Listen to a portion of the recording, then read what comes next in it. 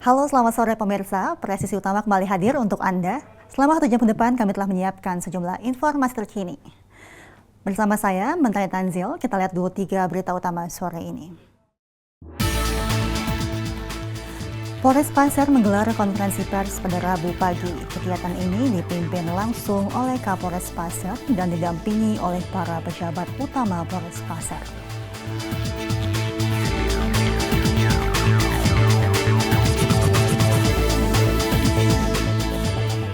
Dalam rangka meningkatkan kompetensi dan profesionalisme aparat penegak disiplin, Provos Divisi Propam Polri menggelar pelatihan peningkatan kemampuan dan sertifikasi pemeriksa Provos yang dilaksanakan pada 17 April 2025 hingga 24 April mendatang. Kepedulian terhadap masyarakat terdampak banjir di Kecamatan Muara Lawa, Kabupaten Kutai Barat ditunjukkan oleh jajaran Polres Kutai Barat dengan menyalurkan bantuan sosial berupa paket sembako.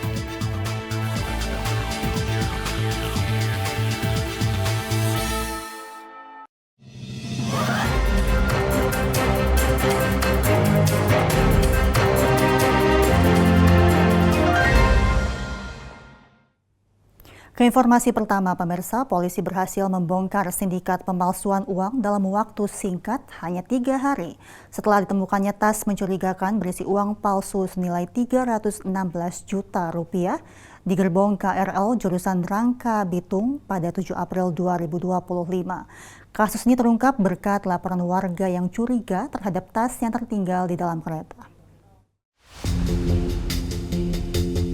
Penyelidikan oleh pihak kepolisian mengarah ke 4 lokasi berbeda, yakni Mangga Besar, Subang, dan Bogor. Di lokasi terakhir, polisi menemukan tempat produksi uang palsu yang beroperasi di sebuah rumah kontrakan. Total sebanyak 23.297 lembar uang palsu, pecahan senilai 100.000 dan 15 lembar uang palsu, pecahan $100 Amerika Serikat berhasil diamankan.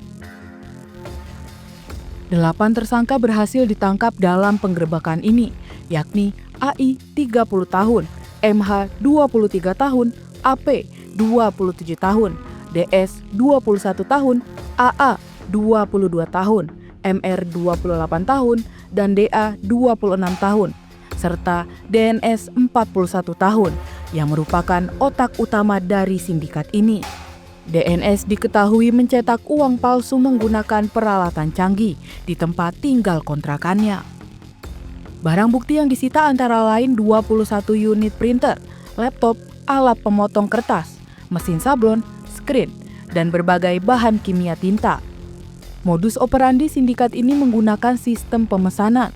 Dengan modal sebesar 10 juta rupiah, pelanggan dapat memperoleh uang palsu senilai 300 juta rupiah. Kapolsek Metro Tanah Abang Kompol Haris Ahmad Basuki menjelaskan bahwa keberhasilan ini merupakan hasil kerja keras, kerja cerdas, dan kerja cepat tim kepolisian. Ia juga menyebutkan bahwa pengungkapan kasus ini menunjukkan keseriusan aparat dalam memberantas kejahatan pemalsuan uang. Bank Indonesia melalui perwakilannya, Aswin Kasotali, menyatakan bahwa uang palsu yang ditemukan memiliki kualitas buruk dan sangat mudah dikenali. Ciri-ciri keamanan seperti benang pengaman, tinta yang berubah warna, dan tanda air tidak ditemukan pada uang tersebut.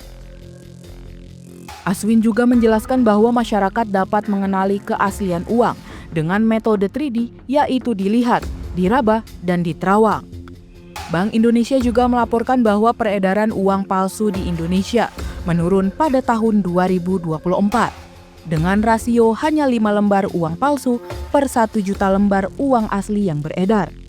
Para pelaku dijerat dengan pasal 26 ayat 3, junto pasal 36 ayat 3 Undang-Undang Republik Indonesia Nomor 7 Tahun 2011 tentang mata uang, serta pasal 244 dan 245 Kitab Undang-Undang Hukum Pidana. Mereka terancam hukuman maksimal 15 tahun penjara dan didenda hingga 10 miliar rupiah. Polisi menghimbau masyarakat untuk selalu waspada terhadap kemungkinan peredaran uang palsu dan segera melapor jika menemukan uang yang mencurigakan. Dari Humas Polsek Metro Tanah Abang melaporkan untuk Polri TV. Sementara itu, Polres Bangli berhasil mengamankan seorang pelaku jambret spesialis kalung emas yang aksinya sempat viral di media sosial.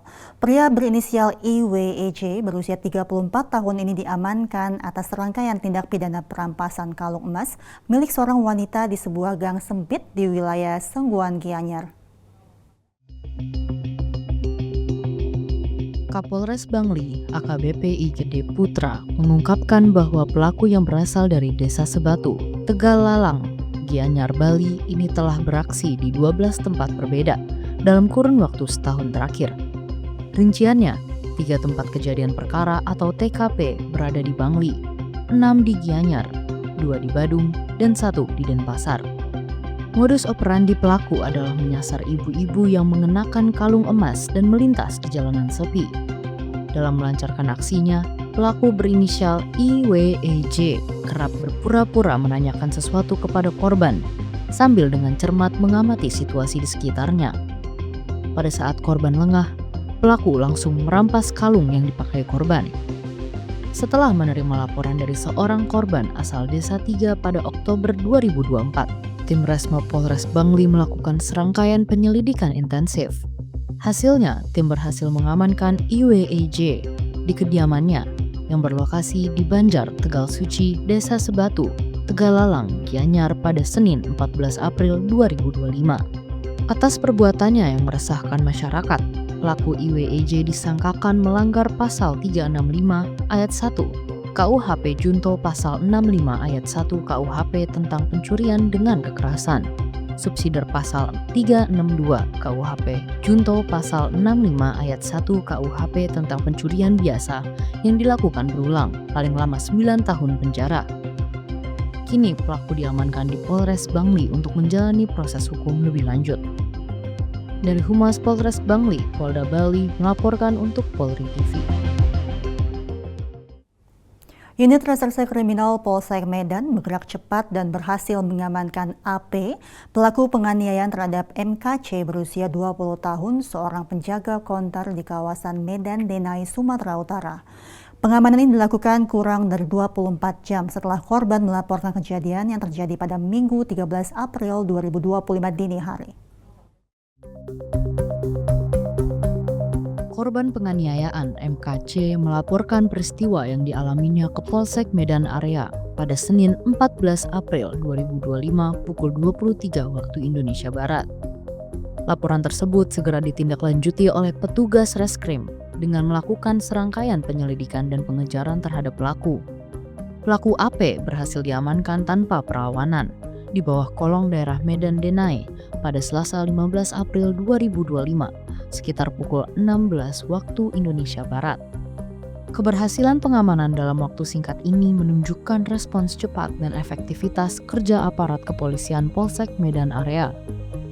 Kami informasikan kurang dari 24 jam kita telah mengamankan terduga pelaku inisial AP ya kan, yang berusaha membeli top up melalui dana. Namun pelaku ini mengakui belum menerima bukti kiriman sehingga emosi dan marah kepada penjual yaitu selaku pelapor ataupun korban dan melakukan pemukulan, sehingga dari unit reskrim langsung merespon dan tepat tadi sore pada pukul 16.00 berhasil mengamankan pelaku. Akibat tindakan penganiayaan yang dilakukannya, pelaku AP kini telah ditahan di Mapolsek Medan Area. Ia dijerat dengan pasal 351 Kitab Undang-Undang Hukum Pidana tentang penganiayaan yang akan diproses sesuai dengan hukum yang berlaku. Dari Polsek Medan Area, Polrestabes Medan, Polda Sumatera Utara melaporkan untuk Polri TV. Pemirsa, Polres Pelabuhan Tanjung Perak gencar melaksanakan patroli malam skala besar sebagai upaya cipta kondisi keamanan dan ketertiban masyarakat atau Kamtipmas di wilayah Surabaya Utara. Langkah ini diambil untuk mengantisipasi potensi gangguan keamanan seperti balap liar, tawuran antar kelompok, serta tindak kriminalitas jalanan di sejumlah kawasan rawan. Fokus patroli malam ini menyasar beberapa lokasi yang dianggap memiliki tingkat kerawanan tinggi, di antaranya Jalan Jakarta, kawasan Kembang Jepun, hingga area Jembatan Suramadu. Kehadiran personel kepolisian dalam jumlah besar diharapkan dapat memberikan efek cegah dan meminimalisir ruang gerak para pelaku kejahatan. Kegiatan patroli malam skala besar ini merupakan wujud nyata komitmen Polri, khususnya Polres Pelabuhan Tanjung Perak, dalam memberikan rasa aman dan nyaman bagi masyarakat, terutama pada jam-jam rawan di malam hari. Kehadiran polisi di tengah masyarakat diharapkan dapat menciptakan situasi yang kondusif dan mencegah terjadinya tindak pidana. Dengan intensitas patroli yang ditingkatkan, Polres Pelabuhan Tanjung Perak berharap dapat menekan angka kriminalitas malam dan memberikan jaminan keamanan bagi seluruh warga Surabaya Utara. Langkah ini juga menjadi bagian dari upaya membangun kepercayaan masyarakat terhadap kinerja kepolisian dalam menjaga keamanan dan ketertiban lingkungan.